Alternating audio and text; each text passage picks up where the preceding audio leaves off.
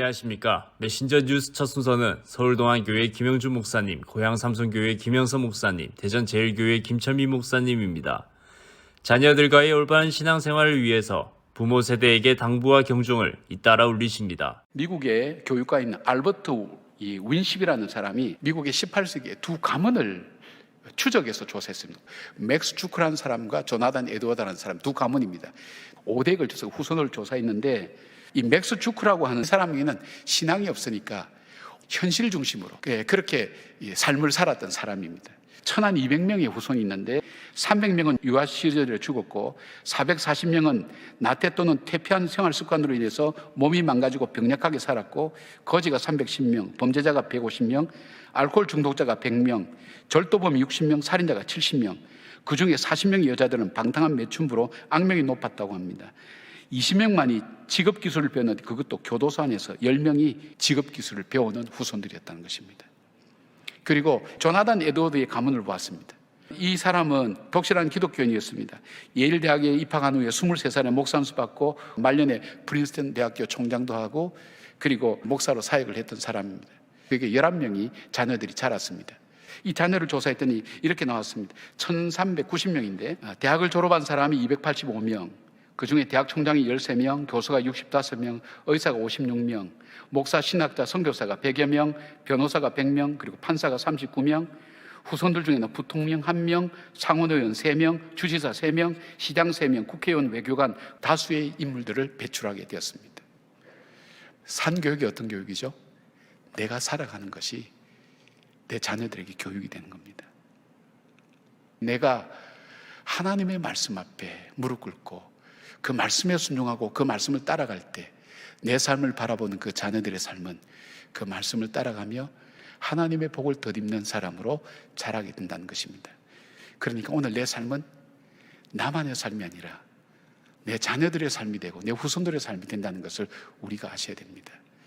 오늘 내 삶을 통해서 하나님 앞에 헌신하고 그 헌신이 어려운 이웃들과 그리고 나와 함께하는 사람들에게 나누어지는 그 삶이 실천적으로 이루어질 때, 정직하게 이루어질 때 하나님은 그 삶을 바꾸시고 그 역사를 바꾸시고 그 문화를 바꾸시고 오늘 우리 후손들을 바꾸시고 내 삶에 모든 흘러오는 잘못된 것들을 축복으로 바꾸고 가시는 그 역사를 일으키신다는 것입니다.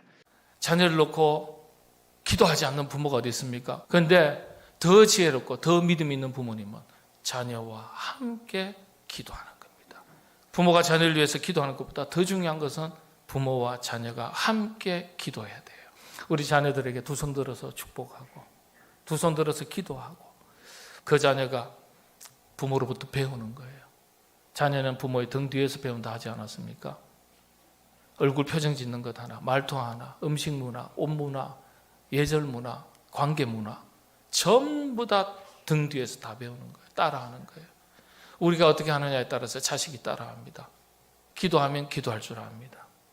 인내할 줄 알면 자식도 인내할 줄 압니다. 말씀을 앞세우면 자녀도 말씀을 앞세웁니다. 그런 거예요. 야곱이 거친 일은요, 혼자 가서 기도하면 되는데 우리 함께 올라가자, 같이 가자, 같이 기도하자, 같이 엎드리자. 이 두 아들놈 때문에 다 죽게 생겼는데 아니, 우리가 함께 올라가자.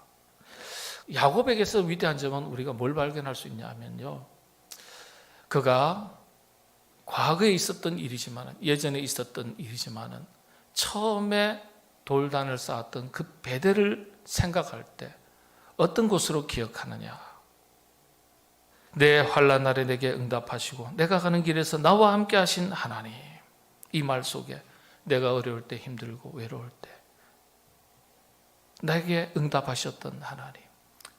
앞길이 막막할 때 형 에서의 눈을 피해서 도망가던 고독하고 외롭고 불안하고 두렵고 앞이 막막했던 그 시절에 하나님이 나를 찾아주셨지, 만나주셨지.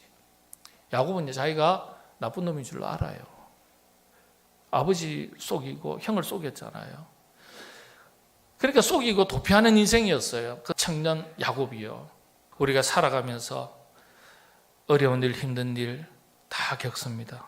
그런데 어떤 사람은 어려운 일, 힘든 일 가운데서도 하나님께서 베푸셨던 귀한 은혜를 기억하고 은혜를 먼저 떠올리는 분이 있는가 하면은 나를 괴롭게 했던 그 대상과 그 일을 먼저 떠올리고 그 속에 매몰되는 사람이 있어요. 매몰되는 사람이 있어요. 야곱은요, 그 어려울 때, 힘들 때, 그 베델의 동산에 있을 때 지나간 그 아픔, 괴로움, 두려움 이런 것들을 떠올리는 것이 아니라 그 어려운 환난 가운데서 하나님께서 자신을 만나주시고 주셨던 은혜를 먼저 떠올린다는 것이 위대한 겁니다. 제가 존경하는 목사님 계셔요.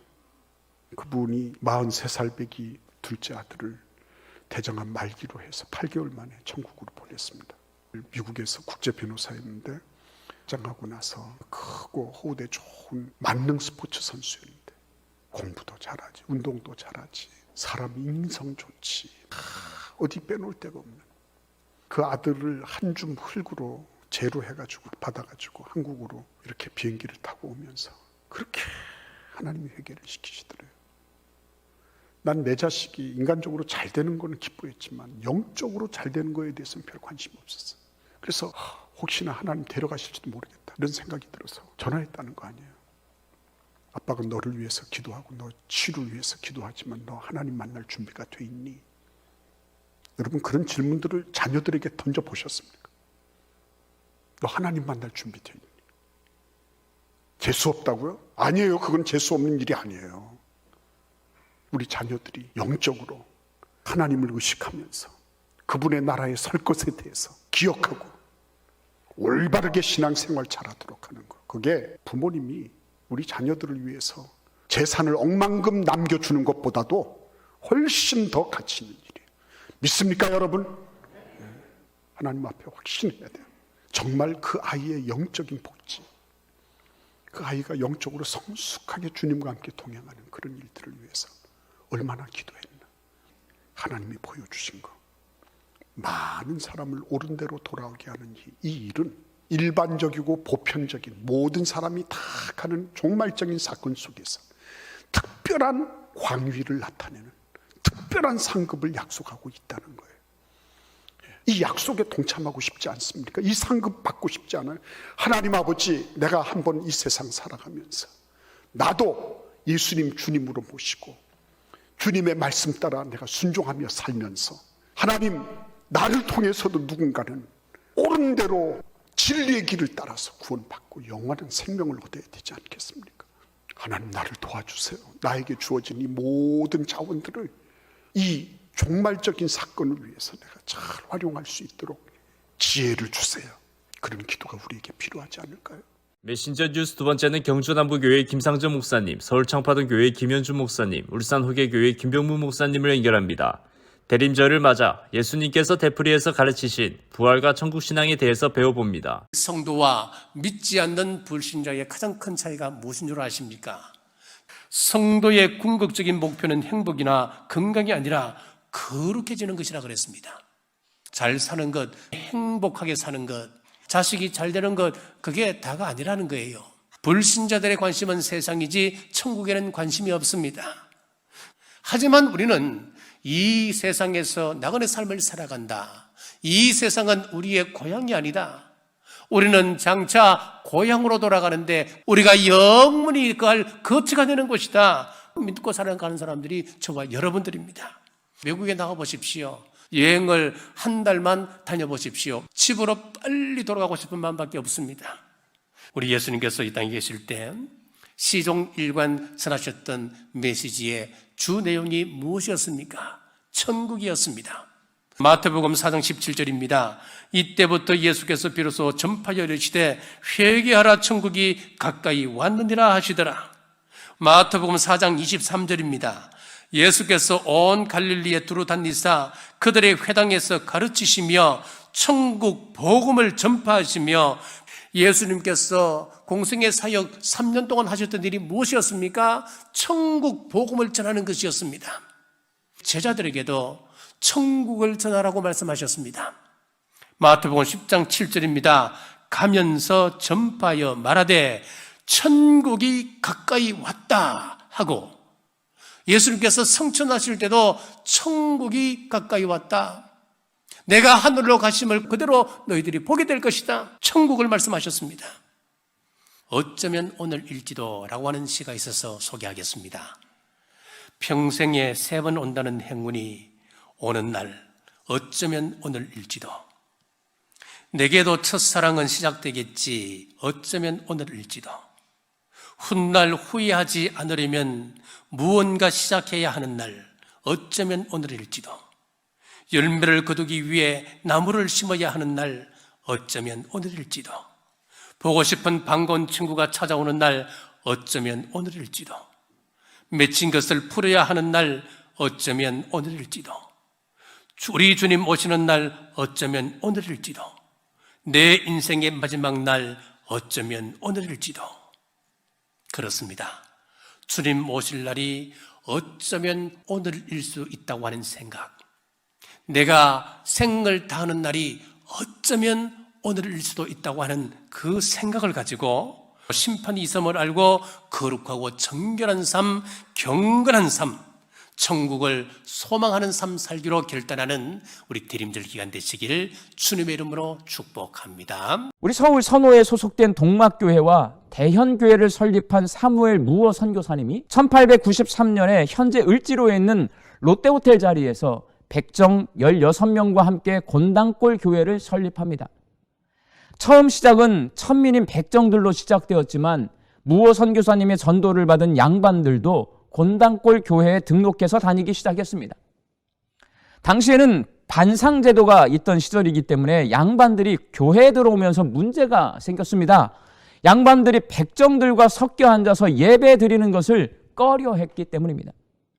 어느 날 양반들이 무어 선교사님에게 천민인 백정과 함께 앉아서 예배 드릴 수 없으니 따로 앉을 자리를 마련해 달라고 요청했고, 무어 선교사님은 예수 안에는 양반과 천민의 구별이 없다라고 말했습니다.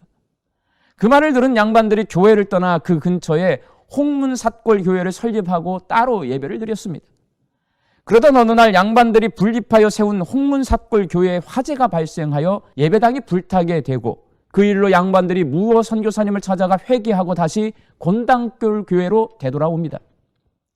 갑자기 성도 수가 많아지자 무어 선교사님은 을지로에 있는 예배초소를 인사동으로 옮겨서 양반과 천민이 함께 승리했다는 의미를 담아 교회 이름을 승동교회로 바꿉니다. 당시 세상에서 양반과 천민이 한 공간에 앉아서 예배를 드린다는 것 파격입니다. 한국교회 역사를 찾아보면 기존의 격식을 깨고 멋진 모습을 보여준 파격적인 교회 모습들이 많이 있습니다. 우리 청파동 교회도 파격적인 모습을 가지고 있습니다. 우리는 임직시 때 앞치마를 입습니다. 상징적이지만 청파동 교회가 낮아져서 섬기는 모습을 가진 멋있는 교회임을 나타내는 대표적인 모습입니다. 우리 교회 청년부는 교회에서 예산을 타지 않고 자기들이 현금에서 살림을 삽니다. 매월 10만 원씩 10곳의 교회와 선교지를 돕습니다. 한 달에 100만 원, 1년에 1200만 원의 재정을 능히 감당하고 청년부 사역할 것 다 하고 연말이 되면 1000만 원 가까운 예산을 교회에 환입합니다. 그러나 여러분, 파격에는 충격이 뒤따른다는 사실을 기억하셔야 합니다. 그래서 파격의 멋을 내기가 결코 쉽지 않습니다. 멋있는 교회가 되려면 그런 각오를 해야 하고 그런 고난을 감내해야 합니다. 트럭으로 온 동네를 누비면서 오징어를 팔면서 생계를 꾸리는 어떤 분이 계셨습니다. 그날 또 어느 때와 같이 오징어를 파는데 유난히 잘 팔리지 않았습니다. 날씨도 춥고 저녁 때가 되었는데 오징어는 가득 실려 있고 기분이 좋지 않아서 장사를 접었습니다. 너무 화가 나서 운전하면서 홧김에 신호도 무시하고 막 과속하면서 차를 몰고 집으로 갑니다. 에이, 오늘 공쳤네 하면서. 그런데 뒤에서 빵빵거리는 소리와 함께해서 경찰차가 막 따라오는 거예요. 가득 실은 오징어와 그놈을 때문에 큰 속도를 내지는 못했지만은 그래도 일당도 못 벌었는데 어쨌든 도망가려고 경찰차를 따돌리기 위해서 안간힘을 쓰는 아저씨. 그렇지만 끝까지 따라온 경찰관. 아이고, 오늘 일당도 못 벌었는데 돈 다 날렸네 생각하면서 오징어 장수는 결국 경찰 따돌리는 것을 포기하고 갓길에 차를 세웠습니다.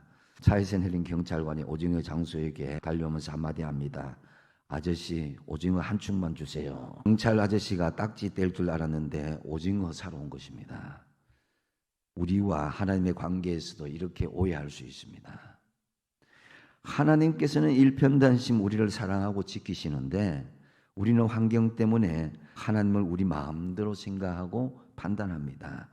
그렇다면 이제 어떻게 하면은 샤이 크리스찬이 아니라 오픈 크리스찬, 공개적으로 주님을 시인할 수 있겠습니까?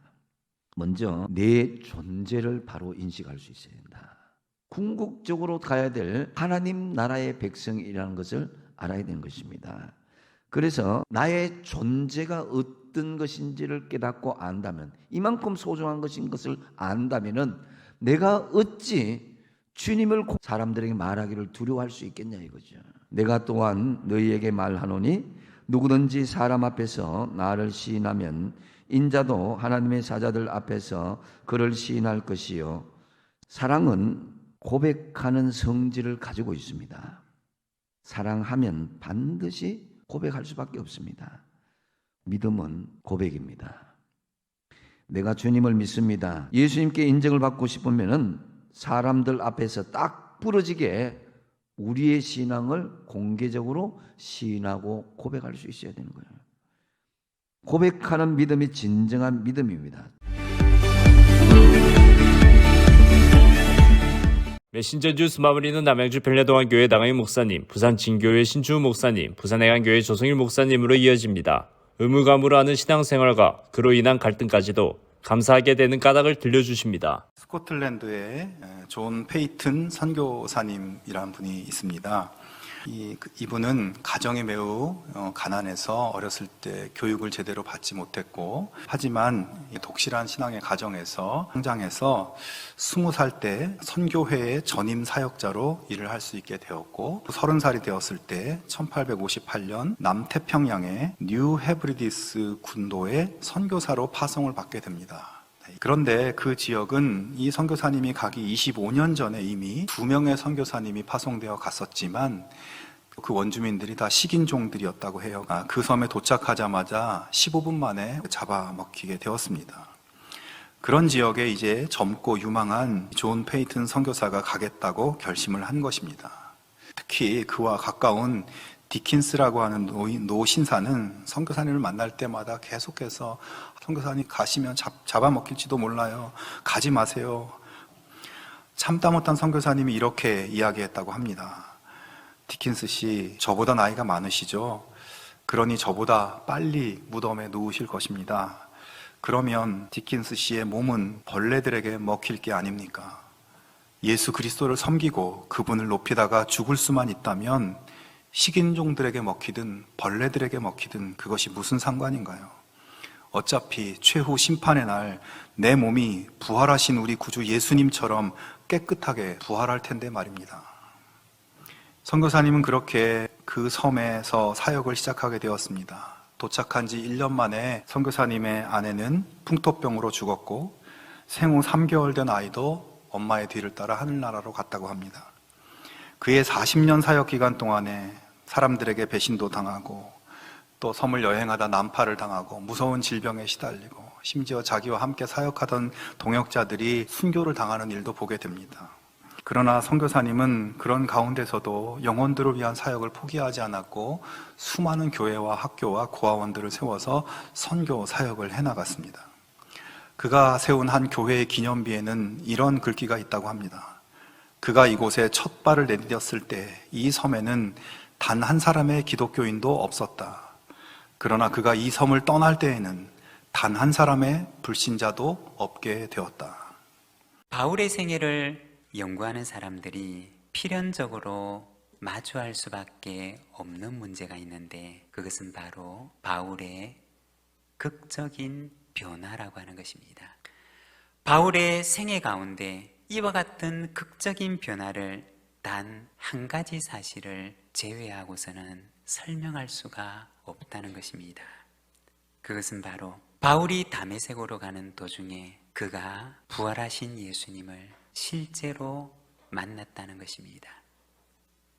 부활은 기독교 신앙에 있어서 가장 중요한 사건입니다. 주님의 부활을 믿고 부활의 신앙을 따라서 살아가고 우리도 주님을 따라 부활의 날을 기다리는 공동체, 그것이 바로 교회라는 것입니다. 우리는 매주일 주님의 그 부활의 날을 기념하면서 그날을 기억하고 오늘 작은 부활절로 이렇게 모이는 것입니다. 부활의 신앙으로 산다는 것은 임마누엘의 신앙으로 사는 것을 말하는 것입니다. 마태복음의 마지막은 부활하신 주님의 마지막 약속의 말씀으로 끝을 맺습니다. 내가 너희와 항상 함께 있을 것이다. 우리가 주님의 부활을 믿는다고 하는 것은 과거 2000년 전에 예수님께서 부활하셨습니다 라고 하는 역사적인 사건을 믿는다는 것만 의미하지 않습니다. 우리가 부활하신 주님을 믿는다고 하는 것은 부활하신 그 주님께서 지금 오늘도 마태복음의 그 약속의 말씀처럼 나와 함께하고 계십니다 라고 하는 오늘의 나의 신앙의 고백을 말하는 것입니다. 신앙은 과거에 대한 동의와 과거에 대한 고백으로 끝나는 것이 아닙니다. 신앙은 그것이 오늘 나의 신앙의 고백이 될 때 참 의미를 지니는 것입니다. 부활하신 그 주님께서 오늘 나의 주님이 되셔서 지금도 나와 함께 계심을 당신은 믿으면서 살아가고 있습니까? 바로 이 질문을 우리에게 묻는 것입니다. 우리가 의무감으로 신앙생활할 때는 갈등이 일어납니다. 그리스도인이면 그렇게 하면 안 돼, 이렇게 해야만 돼 라고 하는 두 가지 마음이 싸우는 것이죠. 근데 이 두 가지 마음 중에 내 욕심, 또 내 욕망, 내 감정에 충실한 거, 이게 월등하면 뭐 갈등할 거 없죠. 그냥 내 욕망대로, 욕심대로 하면 되니까요. 그리고 믿음이 월등할 때도 갈등할 거 없죠. 이 두 가지가 비등할 때, 그럴 때 갈등이 일어날 수밖에 없는 것입니다. 오늘 말씀 속에 롯의 모습을 보면 그런 모습이 보입니다. 롯이 그 소돔 땅에 오는 사람의 모습을 한 두 천사를 이제 맞이하잖아요. 근데 두 사람에게 대접한 것이 무엇인가? 무교병을 구워서 대접했다 그랬습니다. 이 무교병은 손님한테 대접하기에 적합하지 않은 음식이에요. 누룩 없이 만든 이 빵은 맛 없는 빵이거든요. 그러니까 여기서 우리는 롯이 감사보다는 의무감으로 이 일을 행했다라고 하는 것을 생각해 볼 수가 있습니다. 그러니까 아브라함이 천사에게 정말 감사함으로 드린 것이었다면 롯은 의무감으로 그렇게 했다라고 볼 수가 있는 것이죠. 나는 그리스도인이니까 이렇게 해야 해 라고 하는 의무감에서 하는 것이죠.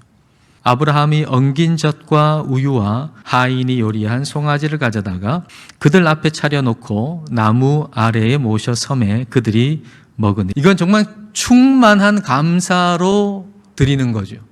그러면 의무감으로 하는 것보다 아예 하지 않는 것이 더 나은 것일까요? 우리 하나님께서 롯을 어떻게 생각하시는가? 베드로후서 2장 7절과 8절입니다. 무법한 자들의, 소돔과 고모라 사람들 얘기하는 거죠.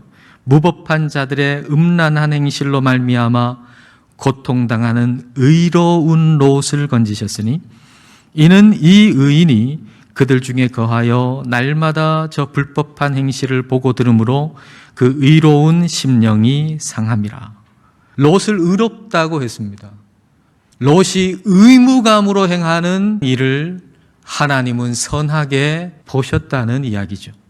그러므로 우리가 정말 수십 년 동안 변하지 않고 오로지 감사와 기쁨으로 신앙생활하고 예배 드린다면 그보다 더 좋은 것은 없겠지만, 그러나 어느 순간에는 우리가 의무감으로 예배를 드리고 의무감으로 신앙생활 하면서 이어가야 할 때도 있다는 거예요. 그럴 때 내 속에 일어나는 그 의무감을 감사하라는 얘기죠. 여러분 생각해 보세요. 내 마음속에 생기는 그 의무감은 왜 생겼죠? 믿음이 있기 때문에 생기는 거예요. 아홉 목사님들의 말씀 전체를 들으실 수 있도록 전부 링크해 두었습니다. 아직 메신저 뉴스 구독을 누르지 않은 시청자님이 계시면 지금 구독과 좋아요, 알림 설정까지 부탁드립니다. 다음 주까지 안녕히 계십시오. 메신저 뉴스 김석규입니다.